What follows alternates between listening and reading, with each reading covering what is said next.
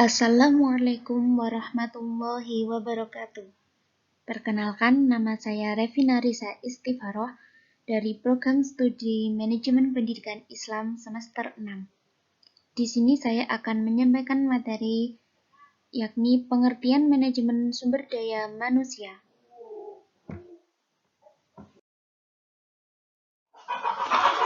Keberhasilan suatu organisasi, baik besar maupun kecil, bukan semata-mata ditentukan oleh sumber daya alam yang tersedia.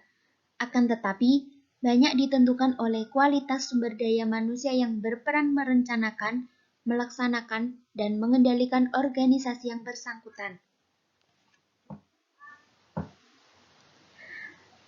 Pengertian manajemen sumber daya manusia yakni ilmu yang mengatur hubungan dan peranan tenaga kerja agar efektif dan efisien serta mampu terwujudnya tujuan yang dicapai oleh perusahaan, karyawan, dan lembaga pendidikan.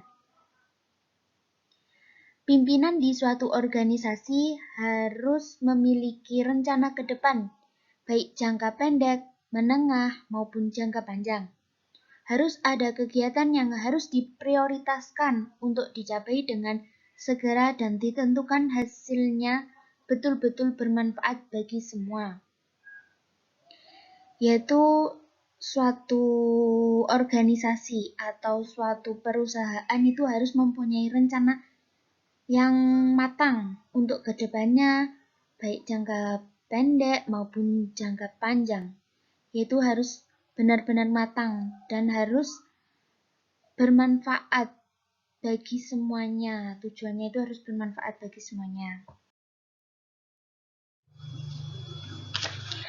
Peranan MSDM dalam pendidikan yakni mengelola, mengatur manusianya secara efektif dan efisien sehingga mencapai tujuan pendidikan. Jadi peranan manajemen sumber daya manusia dalam pendidikan itu yaitu untuk mengelola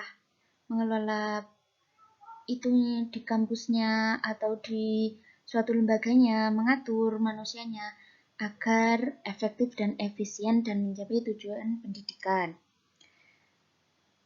Tujuan pengembangan sumber daya manusia secara umum yaitu untuk meningkatkan kualitas para pekerja atau manusia melalui program pendidikan dan pelatihan agar menciptakan sebuah produk yang berkualitas dan mampu memajukan perusahaan ataupun organisasi.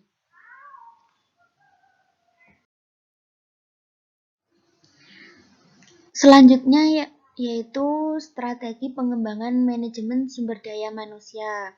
Yaitu ada 3, yakni yang pertama adalah memberikan kesempatan kepada karyawan untuk menyalurkan ide dan gagasan.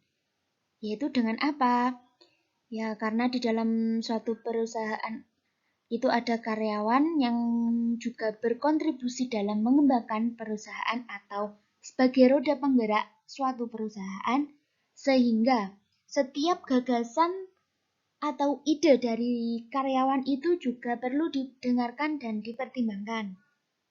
Yang kedua yaitu memberikan penghargaan, yaitu dengan cara memberikan kontribusi besar kepada karyawan, yaitu agar membuat karyawan itu termotivasi untuk menjadi yang lebih baik lagi.